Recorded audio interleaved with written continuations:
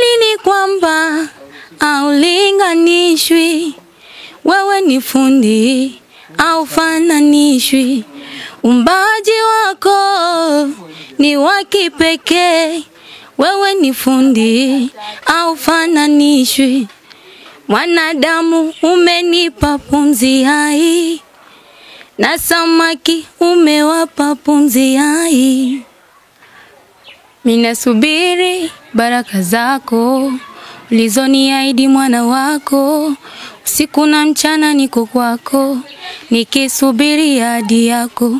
Ulisema tamuru baraka ije juu yangu katika gala yangu, na mambo yote utayatia mkononi mwangu. Nibariki Mungu wangu. Tena ulisema tamuru baraka ije juu yangu katika gala yangu, na mambo yote utayatia mkononi mwangu. Nibariki Mungu wangu. Umeagiza niashike maagizo yako katika neno lako, na kutembea katika zile njia zako, nione baraka zako.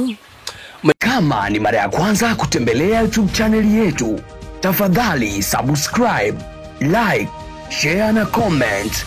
Moz Public TV, sisi ni sisi. Mambo vipi? Natumai kwamba uko fresh kabisa na bila shaka utakuwa ni mzima wa afya. Mimi hapa niko fresh kabisa, namshukuru Mungu. Mambo yako bam bam. Niko na director Boaz kwenye kamera, but leo tumeona tumtembelee dada yetu mwimbaji wa nyimbo za Injili. Bila shaka unamjua na umeshamsikia sana kwenye nyimbo mbalimbali, lakini pia kwenye vyombo tofauti ameshafanywa vipindi, lakini nikaona na mimi sio mbaya kama nikimleta tena mbele yako uweze kumsikia, lakini uweze kufuatilia na kazi zake pia kule kwenye mitandao ya kijamii. Naitwa Mtu na Nusu. Subscribe kwa taarifa. Mambo vipi? Poa. Uko fresh? Niko poa. Wewe kwa majina wanakuita nani? Mimi naitwa Flower Amos. Flower Amos. Yeah. Hilo ndio jina ambalo unatumia kwenye kazi zako ama kuna jina lingine? Ndio hilo tu. Yeah. Tutamani kujua ni mtoto wangapi kwenye familia yenu? Mimi ni mtoto wa 4. Mtoto wa 4. Kwenye familia ya watu wangapi? Ya watoto 8. Watoto 8. Yeah. Metisha ile kuna manoma. Wa kwanza wa kike, wa pili wa kike, wa tatu wa kike. Iko vipi? Mtu nipe nielezee iko vipi hapa? Yaani mmejipanga vipi kwenye swala la watoto? Wa kwanza ni wa kike, wa pili wa kike, wa tatu wa kike, wa 4 mimi wa kike, wa 5 wa kiume, wa 6 wa kiume, wa 7 wa kike, na wa mwisho wa kiume. Ako boys wako wawili peke yake? Watatu. Yeah. Sawa. Nilitamani kujua historia yako ya uimbaji ilianzia wapi? Yaani nini ambacho kilikuvutia ukasema kwamba kwa nini nisianze kuimba hizi gospel kama wanavyoimba, na nani alikuvutia kwenye hizi kazi? Siwezi nikasema kwamba kuna mtu ambaye nivutia sana, ila nikoga naonaga tu kipindi ikiwa bado mtoto, naona Christina Shushu anaimba, naona wengine wanaimba, na mimi mwenyewe nilianza kuimba kama mwanakwaya ndo. Nikaingia kwenye gospel kufuatana kuona wale ambao naonaga kama wakina Christina Shushu. Ndo kama hivyo. Na msanii gani ambaye unamkubali sana, ambaye ukiachana Christina Shushu, ambaye alikuvutia ukasema huyo ananifanya nipende kuimbaji wa nyimbo za Injili? Happy Mlinga. Nani? Happy Mlinga. Happy Mlinga. Yeah. Aliimba nyimbo gani ile ambayo unaikubali sana? Alimba Nasubiri Baraka. Nasubiri Baraka. Yeah. Nakumbuka pia kuna ile nyimbo inaitwa Kama Milima, si ndio? Yeah. Kuna nyimbo yote ya kwake ambayo unaweza ukaichana kidogo hapo watu wakaisikia, ukaimba kidogo watu wakusikie, kwa sababu wewe pia ni mtu ambaye unamkubali. Yawezekana akawa anapita hapa kwenye channel zetu akakuona na mambo na mkakutana, ni mkashare, akakutafuta vitu kama hivyo. Yeah. Minasubiri baraka zako ulizoniahidi mwana wako, usiku na mchana niko kwako nikisubiri ahadi yako. Ulisema tamuru baraka ije juu yangu katika gala yangu, na mambo yote utayatia mkononi mwangu. Nibariki Mungu wangu. Tena ulisema tamuru baraka ije juu yangu katika gala yangu, na mambo yote utayatia mkononi mwangu. nibariki Mungu wangu. Umeagiza niashike maagizo yako, katika neno lako na kutembea katika zile njia zako, nione baraka zako. Umetisha like na manoma. Kwa hiyo ni nyimbo ambayo ulitokea kuvutiwa nayo sana, si ndio? Ndio. Tunataka tujue changamoto ambazo mara baada ya kuamua kwamba sasa mimi naenda kuimba. Kuna watu ambao wana tabia ya kukatishana tamaa kwamba huyu sasa anaenda hamna kitu atafanya na vitu kama hizo. Wewe kwa kweli kutokea na ilipokutokea ulifanya nini? Niliona kawaida tu, kwa sababu changamoto kwenye maisha wagazi kosi. Yeah. Na sio kila mtu ambaye waga anapenda kitu ambacho mtu anafanya. Huyu atapenda, huyu hatopenda. Okay. Ndio ni mtoto wa 2000. Mtoto wa 2000 kabisa eh? Yeah. Miaka mingapi? 18. 18. Kwa bado ni kadogo kabisa kacheichei. Sawa, mara ya kwanza kabisa unaenda studio. Ulikuwa ni mwaka gani, na wakati uko studio ulijisikia vipi? Mara yangu ya kwanza kuingia studio ilikuwa ni mwaka 2022. Yaani nilikuwa na furaha sana, maana nilikuwa naona kama vile ndoto zangu zinaenda kutimia. Yeah. Na ilikuwa ni baada ya kufanyaje? Baada ya nani ambaye alikuwa nyuma yako ambaye alikuwa anakudhaminia? Kwa sababu kuna wengine anajitafuta mwenyewe, anajipiga huko ndo unaenda studio. Lakini kuna watu wako nyuma yake ambao wanamsupport. Yeye kazi yake ni kwenda studio kurekodi tu. Mimi kipindi hicho nilikuwa sijakuwa na support, ila nilikuwa tu na dada yangu ndo ambaye alikuwa ananisaidia. Yeah. Dada yako ndo alikuwa anakumanage? Yeah. Okay. Kwa sasa ilikuwa ni 2022. Kwa mahesabu ya haraka ni ulikuwa una miaka mingapi? 15. Yeah. Eti Erasto 15. Miaka mingapi? 16. Ilikuwa inacheza kwenye 15 16 hivi, sawa. Wakati unafika studio kwa mara ya kwanza ulijisikia vipi? Nilijisikia furaha. Yeah. Okay. Kwa sasa hivi mwimbaji gani ambaye unamtazamia, ambaye unaona kabisa unatamani kufanya naye kazi kwa hapa kwetu Nyarugusu? Ivete Kembo. Ivete Kembo. Yeah. Na ulishe kuongea naye, labda ukamuonyesha nia ya kufanya naye kazi labda? Hapana, bado kuongea naye. Sasa sisi ndio fursa hii tumwambie kupitia Most Public TV. Inawezekana akaona, akakusikiliza na yeye akaja akakujibu, mkajenga mkaenda studio. Ni vizuri kama atanijibu. Yeah. Tumwambie bwana dada hivi na hivi, mimi ni mwimbaji mwenzako na nahitaji unisupport. Nafikiri kama anasikia ashanisikia, mimi nahitaji kufanya naye kazi. Yeah. Na labda ili swala ulishe kuambiaga watu, kuwaonyesha the way unavyofikiria kufanya kazi na Ivete Kembo, ama ni kitu ambacho kiko moyoni tu, hujai kufikiria kuongea? Kuna watu ambao nishawahi kuambia. Yeah. Sawa, ni nyimbo gani ya kwake ambayo unaikubali? Unafuatilia nyimbo zake kweli? Nazifuatilia. Nyimbo gani ya kwake unaikubali? Kuna ule wimbo wake ambao amepiga collab na LJ. Na wengine ambao amepiga collab na George Pokele. Hem, tusikie kidogo hiyo ya kwake, na unajua hiyo yeye na Pokele, nikusikie kidogo kimba verse yake. Lini kwamba aulinganishwi, wewe ni fundi au fananishwi, umbaji wako ni wa kipekee, wewe ni fundi au fananishwi, mwanadamu umenipa pumzi hai, na samaki umewapa pumzi hai. I say yaliomo yamo. Bwana Ivete Kembo, huyu ni mwimbaji ambaye pia na yeye ni kama wewe. Yaani ni mwimbaji ambaye anachipukia wa gospel, japokuwa ameanza kitambo sana, lakini bado anachipukia. So kitu ambacho kipo, kutaneni, mfanye kolabo na maisha mengine yaendelee. Nini ambacho kina kuaga kama kinataka kukatisha tamaa kwenye huu uimbaji ambao mwenyewe umeamua? Maneno ya watu, lakini nasema tutaweza kanikatisha tamaa kwa sababu nilipoanza hawakukuepo. Okay. Kama yapi, kuna watu wanasema vipi? Kuna watu wanasema kwamba mimi siwezi, nafanya mambo ambayo hapo kwenye miaka yangu.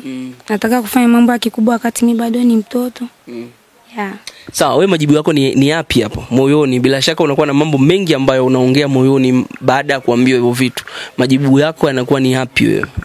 Mimi nasemaga tu pamoja na Mungu nitaweza. Okay. Upande wa kuna udhamini nyumbani kwenu, labda ishe kujaribu kukusupport kwamba sasa mtoto wetu unafanya hivi na hivi. Ulisema dada yako anakusupport, lakini pia kuna upande wa mama, baba na watu wengine ishe kutokea labda na kusupport? Hapana. Au kusupport? Wanisupport tu kwa maombi, si unajua hela. Wanisupport hela ndo kwa maombi. Management ipo au siku hizi una management? Kwa sasa hivi ipo. Na unavyoiona management yako ni kwamba mnafika mbali ama ni management miayusho? Tutafika mbali. Okay. Serious kabisa. Tutafika mbali pamoja na Mungu, tutafika mbali. Okay. Sawa, unajua nimeuliza hilo swali kwa sababu management nyingi zinakuwa zina waboa wasanii. Anaweza akaja kwako mkafanya kazi akaondoka.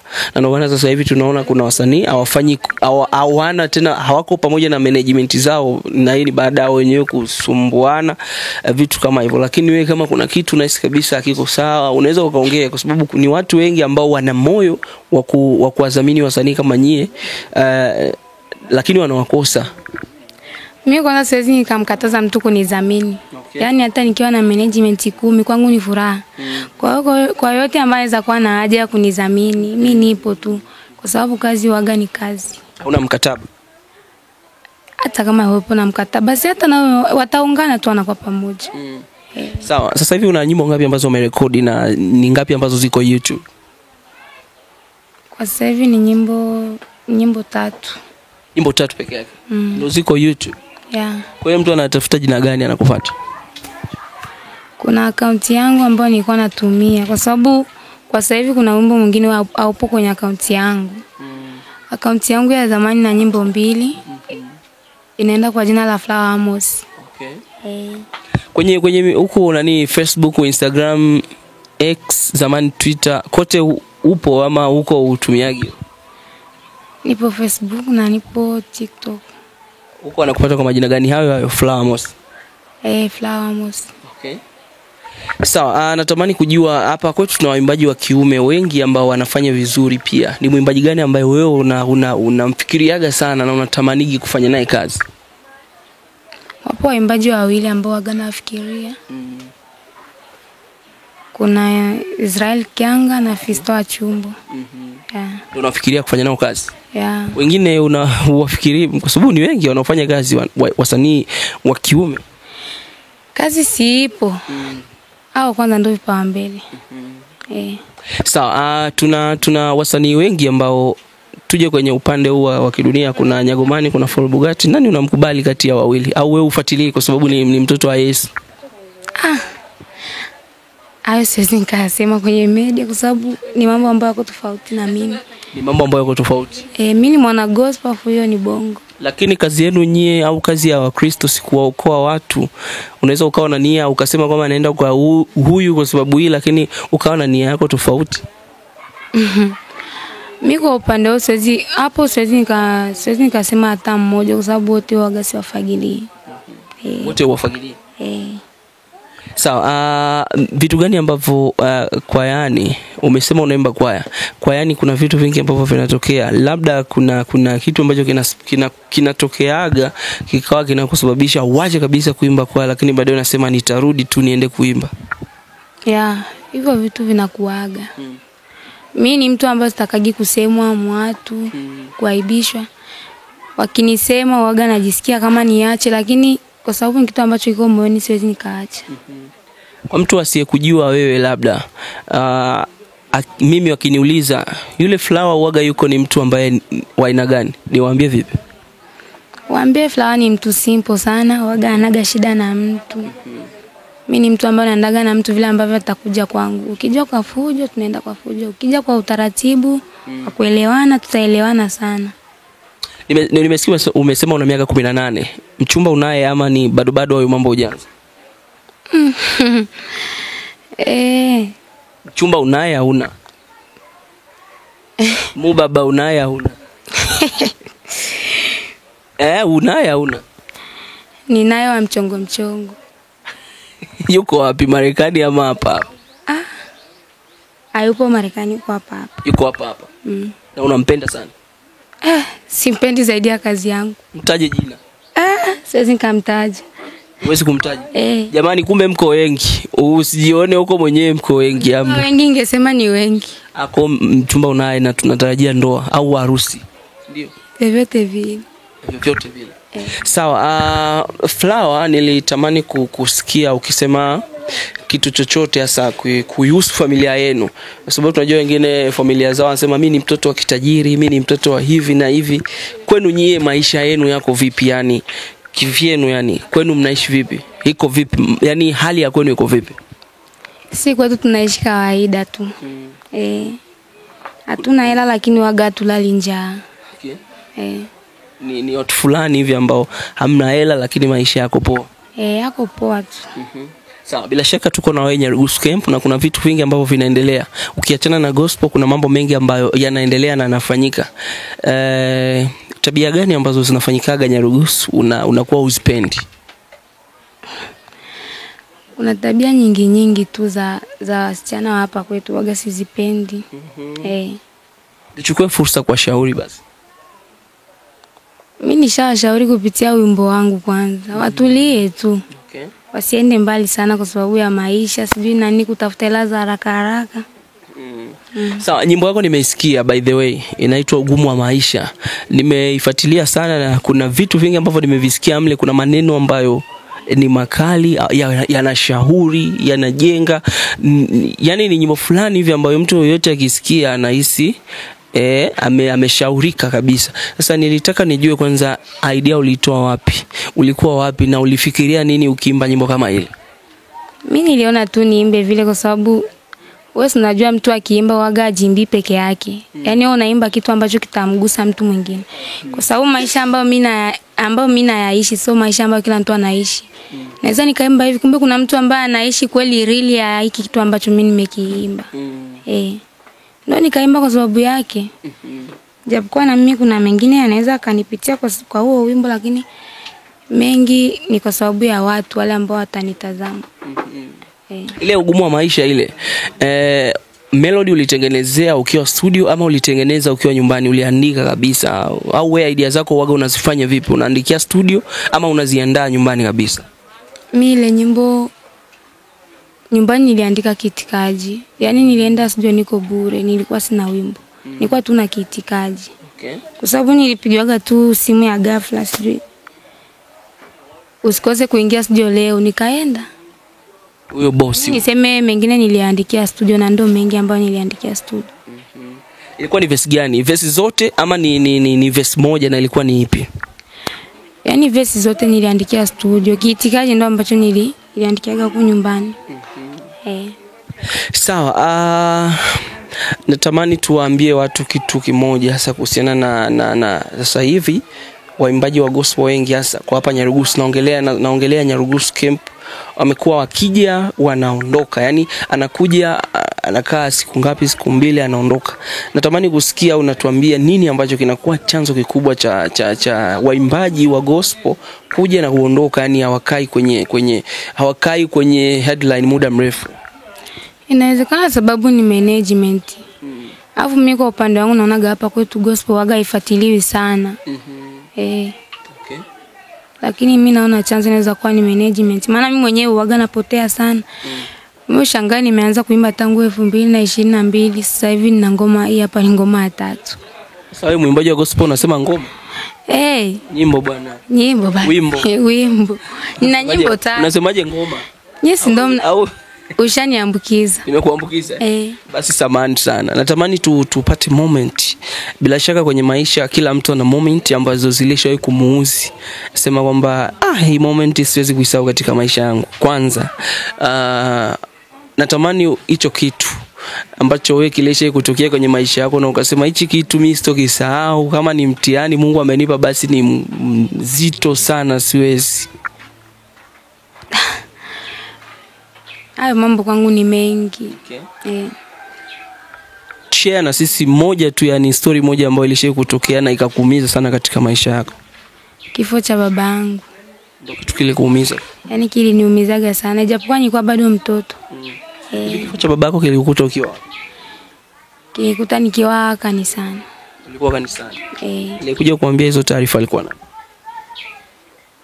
Tulipigiwa simu tu kama babangu anaumwa, tushaanza kushuka ndo tukasikia vilio.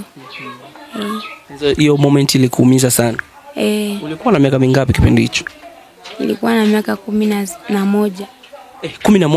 Ulikuwa ni mwaka gani? 2018. 2018? Au 10 kati ya ilikuwa ni mwezi wa 12 2018. Okay. Kwa ulikuwa na 11 pia. Kwa ni mtoto mdogo by the way. Kuna vitu vingine huwezi kukumbuka. Sawa, kuna kila mtu ana moment nyingi. Hapa tumeongelea momenti za huzuni, tuje kwenye momenti za furaha. Kitu gani ambacho uliwahi kufanywa ukasema hiki kitu mbona ni kikubwa kwangu sana, ni kile kufurahisha sana ukasema, na katika maisha yako na jenyewe umekinote kwenye rekodi ya vitu ambavyo vishawahi kukufurahisha?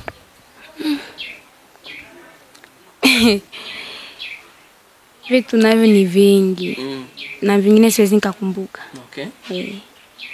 Ambavyo vishawahi kukufurahisha means ni vingi sana. Maana kwenye maisha kuna wakati utafurahi sana, kuna wakati utahuzunika sana, au utaweza kukumbuka kila wakati unakumbuka. Sawa. Wewe unapendelea kitu gani sana katika maisha yako? Mimi napendelea uaminifu. Okay. Mtu akiniamini waga najisikia vizuri sana. Sawa. Unapenda kupendwa? Kwani unachukia kupendwa? Mimi napenda kupendwa pia, yani nataka kupendwa. Na mimi napenda kupendwa. Okay. Kupendwa gani, yani kupendwa na mtu? Napenda kupendwa na mtu, napenda kupendwa na Mungu. Yaani napenda kupendwa na kila aina ya mtu. Na ndio waga nataka niishi. Okay. Japokuwa waga haiwezekani. Utaondoka na nini kati ya vitu hivi vitatu? Bible, mapenzi, mama yako. Utaondoka na nini kati ya vitu vitatu? Bible, mpenzi, mama yako mzazi. Nitaondoka na Mungu. Utaondoka na Mungu? Hapana hata Bible, kwa sababu Bible imeandikwa na mtu. Okay, sawa. Mungu, Bible ni kitu ambacho kimeandikwa na mtu ndio, lakini natamani kujua unaondoka na kitu gani? Kuna mama hapo, alafu kuna mpenzi wako. Unaondoka na nani? Mama ashanileta duniani, acha tu nimshukuru. Lakini siwezi nikaondoka naye, naondoka na Mungu. Unaondoka na Mungu? Kwa unamwacha mpenzi hapo? Si mpenzi alikuja kivyake na atarudi kivyake. Jamani. Dunia kila mtu anakujaga kivyake na anarudiaga kivyake. Kwa mpenzi anapigwa chini hapo. Yaani hata wewe hapo ukiwa ndo mpenzi na kupiga chini. Sawa, sasa wewe nataka kupata kidogo kuhusiana kuna mtu anahitaji kukumanage, lakini kwenye kukumanage anahitaji kukuoa. Anahitaji kukuoa kwanza, yani. Na huyo ni manager yuko serious, anaweza akakupeleka worldwide. Itakuwaje hapo? Tutakubaliana naye ama tutamwacha aende zake kama alivyokuja? Hayo ni mambo ya kuongelea, sio ya kuongelea kwenye media kwanza, eti mambo ya kuoana. Lakini afu management kama haitokuwa moja na mimi kama nitaona haitokuwa inafaa kwa muda, siwezi nikaenda naye, lakini kama atakuwa amefaa, unajua kuna kufaa pia na kuna tuangalia kama anaweza kuwa mume kweli. Sawa, tuambie neno la mwisho mashabiki wanaotutazama sasa. By the way tumeongea muda mrefu sana. Ninawaambia tunawapenda sana, waendelee kufuatilia kazi zangu. Waendelee kuni like na kucomment kwenye channel zangu, maana naona kama na channel 2 hivi. Wasitupe hata moja kwa sababu mimi sitaki kutupata moja. Channel inaitwaje hiyo ambapo sasa hivi nyimbo imepostiwa, ugumu wa maisha imepostiwa? Ina jina la Chartiele Benjamin. Okay. Chartiele. Bana mtazamaji wa Most Public TV, tumetisha ile kinomanoma na Flower Amosi. By the way nyimbo iko internet, iko YouTube sasa hivi na inafanya vizuri. So kama hujapata muda wa kwenda kumsikiliza dada yetu mrembo hapa, fanya chapu, ingia YouTube, andika Chartiele Benjamin, ndio Chartiele Benjamin, unakutana na nyimbo iko pale ambayo imepoa kabisa, full HD, video ina maudhui mazuri, lakini pia video inaonekana vizuri na nyimbo inasikika poa kabisa. Kisha utasubscribe, utalike, utashare, utacomment, waambie watu wengine kwamba Flower yuko Mzigoni anafanya kazi. Flower mtoto wa Mungu anatuinjilisha vya kutosha kabisa.